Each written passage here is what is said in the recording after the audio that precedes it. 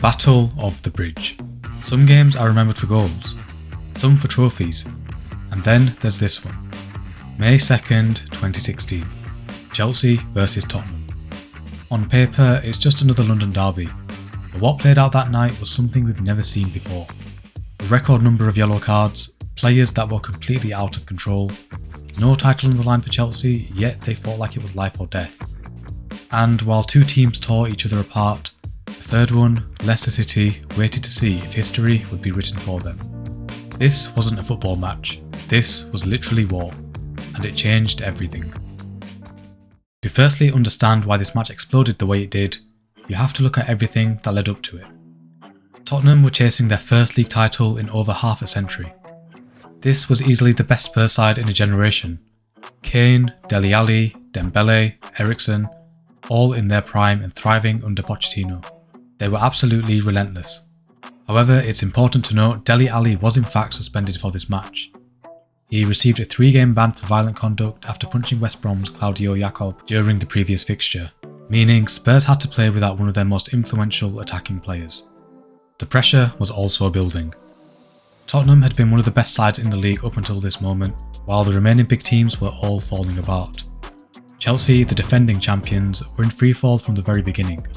Mourinho was sacked by December. Manchester United under Van Gaal were playing some of their worst ever football and were nowhere near the title race. Liverpool were a team in transition, with Klopp still finding his feet after taking over mid-season. Manchester City had started strong but faded badly in the second half. Everyone knew Pellegrini was on the way out. Even Arsenal, who looked like they finally had a clear run at the title, collapsed in the second half of the season, with losses to Swansea and West Brom and draws to Norwich and Southampton. Tottenham, on the other hand, looked like they were the only competent team. They had battered Manchester City not once but twice. A 4-1 win at White Hart Lane earlier in the season, and a clinical 2-1 win at the Etihad in February, both games where they outplayed a title favourite. They tore through Manchester United 3-0 in April, scoring 3 goals in 6 minutes. They thrashed Stoke 4-0 away from home, with Dele Alli and Harry Kane both scoring twice. That was just 2 weeks before this match, and it looked like they were peaking at exactly the right time. But for all the big results they had stacked up that season, there was one team Spurs couldn't break: Chelsea. Back in November at White Hart Lane, they played out a 0-0 draw. It was a cagey and physical game, and despite Chelsea's awful start to the season, they still held Tottenham. It was one of the few times that year Chelsea actually showed fight, and of course it was against Spurs. Even then, it felt like Chelsea weren't going to roll over. No matter how bad things got, if it was Tottenham, they were turning up. And then, just a week before the Chelsea match, they dropped points at home to West Brom. Craig Dawson ended up scoring goals for both teams, and it finished 1-1. That result left them trailing Leicester by 7 points with 3 games left. They had been consistent mostly all season, but now the cracks were showing. That West Brom result hurt, but it meant it still wasn't over. Instead, it made Stamford Bridge do or die, and Spurs fans certainly hadn't lost hope yet. This was a Tottenham team with a completely new identity, young players with high intensity pressing football. They had discipline and unity, like title-winning teams need to have. For the first time in years, Spurs felt like a serious project, and winning the league would have validated everything Poch was building. Chelsea, as briefly mentioned, were completely broken. Sitting in 9th place at the time, the defending champions from the season before had somehow completely collapsed. Mourinho had been sacked months earlier and replaced by interim manager Gus Hiddink, who just about steadied the ship. The dressing room was toxic. Eden Hazard, Diego Costa and Cesc Fabregas, all who were key to the title win in the 2014-15 season, were now having the worst season of their careers. You might remember this poster here. 3 of the most loved players at the club were receiving the worst treatment from their fans. Many believed they were the reason Mourinho was sacked for the second time at Chelsea. Some say it was deserved, but even at the time, the abuse they got felt like too much. And yet, this game meant something to them, because it was Tottenham. This was the game they needed to do something in, to win the hearts of the fans back. The bad blood between the teams runs deeper than most rivalries. Spurs fans often say Arsenal are their biggest rivals, which makes sense with them both being from North London. The North London derby has no doubt produced some brilliant games over the years, but matches like this, the Battle of the Bridge, gave plenty of reason to argue Chelsea belong in that conversation too. A lot of Chelsea fans also acknowledge that Tottenham is one of their most hated sides. Even at the start of every game, fans are usually heard chanting. And then there's the Willian saga that happened a few years before. meant to sign for Spurs but hijacked by Chelsea at the last minute. Even that got turned into a chant. Add to that, Tottenham hadn't won at Stamford Bridge in over 25 years, with some people calling it a curse. Year after year, no matter the manager or team, it just wouldn't go their way. And now they had to win or the title would be lost. But there was one more reason Chelsea wanted to go to war: Leicester City. The team no one expected. Claudio Ranieri's side, made up of players like Jamie Vardy, Riyad Mahrez and N'Golo Kante, all of which were basically unknown at the time, were on the brink of completing the most unthinkable title run in Premier League history. The miracle was on the verge of becoming real. If Tottenham dropped points, Leicester would be champions, right then, that night. A team that had only just survived relegation the season before. A squad with no real name superstars, led by a manager who was even mocked when he was hired. They started the season as 5,000 to 1 outsiders, with most pundits expecting relegation rather than a title. Their squad reportedly cost just £72 million, which is nothing compared to the likes of Manchester City's £415 million team. Nobody, and I mean absolutely nobody, thought they would be here. And now, with just one more slip from Tottenham, they would complete the greatest underdog story English football has ever seen. So Chelsea, a club with nothing to fight for in the table, suddenly had two reasons to go all in: stop Tottenham and crown Leicester. Even Hazard said it out loud, and that's how we ended up here. The two teams walking into a derby, both burning with different kinds of hate. From the moment the players stepped out, the atmosphere completely changed. It was loud, it was aggressive, and it was personal. Fans were describing the noise as the most electric atmosphere in years at Stamford Bridge, and the players matched their energy. Within minutes, tackles were flying in. The tone was set early. A small fight broke out between John Obi Mikel and Moussa Dembele. Then, Danny Rose flew into Willian with a rough challenge. Meanwhile, the ref, Mark Clattenburg, did nothing. By the 26th minute, Kyle Walker finally received the game's first yellow card after clattering into Pedro, but it felt like it had come 10 fouls too late. It was clear Tottenham started the stronger out of the two. They were the most aggressive and confident side by some distance.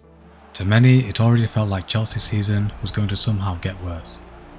And then came the first blow. 35 minutes in, Harry Kane, arguably Spurs' best attacker all season, rounded Begovic after a clever pass from Lamela and tapped it in. 1-0 Spurs. Of course, it was him. Tottenham fans could breathe a sigh of relief, but the tension with Chelsea fans in the stands only began to worsen. And then, just before half-time, Tottenham doubled their lead. Eriksen fed Son with a perfectly weighted pass, and he tucked it away calmly. 2-0. Spurs were cruising. At least they were on the scoreboard. But behind the scoreline, things were starting to get nasty. The signs of emotional strain from Tottenham were showing. Spurs looked in control on the ball, but the pressure from Chelsea, Chelsea's physicality, and the weight of the occasion started to eat at them. Around the 38th minute, Jan Vertonghen and Diego Costa were going at it, with Vertonghen being the unlikely troublemaker in this case. And then, just before half-time, there was a challenge from Danny Rose which Willian responded to by squaring up to him, a sign of what was coming. This confrontation then led to Moussa Dembele gouging Diego Costa's eye, while Dembele somehow escaped punishment on the night. Danny Rose, along with Willian, were the ones who were cautioned, and these were among the many reckless fouls committed by Spurs players in the first half. Tottenham were quite clearly boiling over emotionally, and Mark Clattenburg was literally letting it all unfold. As the second half began, the game only became more intense. Spurs, who were already on edge, came out even more aggressively, throwing themselves into tackles recklessly. But something else had shifted. Then came the 58th minute. Willian whipped in a corner and Gary Cahill, in true centre-back fashion, took one touch and lashed it through a crowded box. 2-1. The game was slipping away from Tottenham, not just tactically, but emotionally. And Chelsea had just made their most important change. Eden Hazard had come on at half-time, replacing Pedro, and his impact was immediate. His energy and creativity gave Chelsea a completely new dimension. Every time he got on the ball, the crowd sensed something could happen. This wasn't the Hazard of the past year. This was the Hazard Stamford Bridge we're more familiar with. In pure flow state, every dribble felt like it was shifting the momentum towards Chelsea. Spurs only became more frustrated. Dyer, Rose, Walker, even Ryan Mason, all piling in with nasty challenges. Fabregas and Eden Hazard were constantly targeted. Fans joked that if VAR had existed, Spurs might finish the game with 7 men. Chelsea weren't angels either. Ivanovic and Costa had their moments of retaliation, which was expected, but Spurs were on a mission to destroy. Then came the moment that would forever be a part of Premier League history. With the build-up starting even before the halfway line, Hazard collected the ball, beat multiple Spurs players with his signature close control, and surged forward. As he approached the box, he exchanged a slick 1-2 with Diego Costa, nutmegging Kyle Walker in the process, before curling a stunning first-time shot into the top right corner. 83rd minute, 2-all. The stadium erupted, but more than that, it was joy fueled by hatred.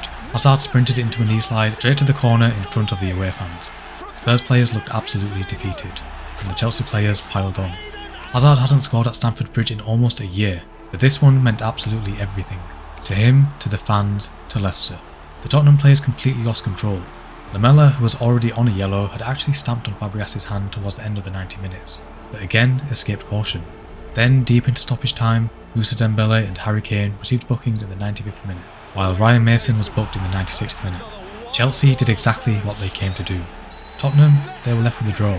They knew it was over, and the way they lost it, that is what people remember. The final whistle blew, but peace didn't follow. Immediately after the game ended, players from both sides clashed near the dugouts, shoving, shouting, final release of everything that had built up over 90 minutes of mayhem. Chelsea's interim manager Gus Hiddink was caught in the middle of it all and was accidentally knocked down the dugout steps during this. The match was officially over, but it still didn't feel like it. While Stamford Bridge was erupting, Leicester fans across the country were losing their minds. The players, celebrating at Jamie Vardy's house, were filmed jumping, cheering and taking in the moment. Their title had just been sealed, not by their own doing, but by Eden Hazard's curling strike and Tottenham's emotional collapse. Meanwhile, the frustration on the pitch was still boiling over. Players continued to shove and grab at each other near the tunnel, with key figures like Cesc Fabregas, Jan Vertonghen and Danny Rose all caught up in the madness. Mauricio Pochettino, who had tried to break up fights during the game, looked shell-shocked. Multiple Spurs players were described by fans and analysts as walking red cards throughout the match, given the degree and frequency of their fouls, which were mostly unpunished or underpunished by referee Mark Clattenburg.